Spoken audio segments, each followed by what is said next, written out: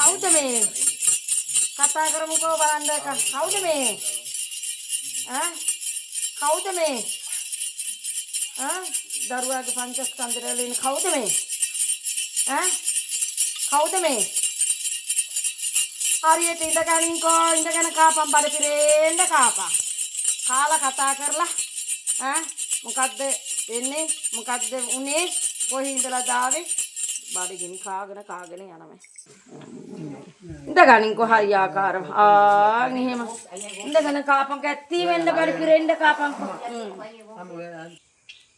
රසයිද? ආසයිද වකන්න?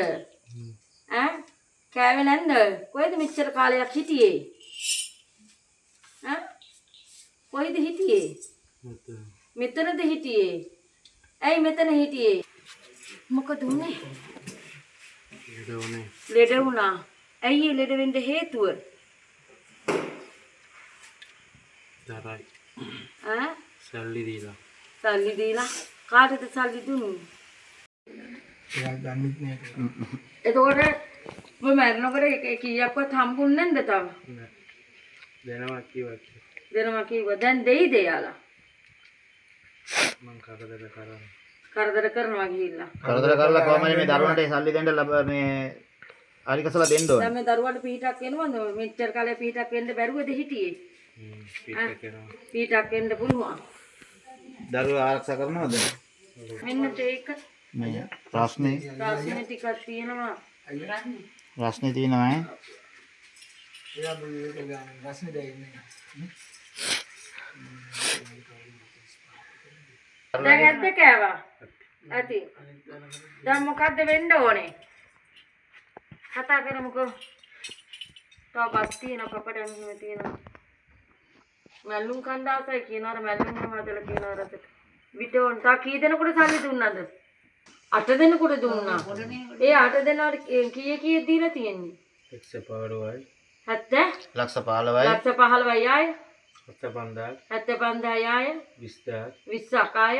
50යි. 50යි ආය.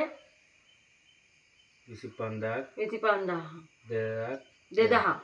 2000. එක්කෙනෙක්වත් තව දීලා නැද්ද සල්ලි මොන්ට? එතකොට දැන් අම්මා යනවාද දැන් මෙතනින් මිදිලා? දීලා පින් ගන්න. දරුවන්ට කොහේ ඉඳලාද පිට වෙන්නේ?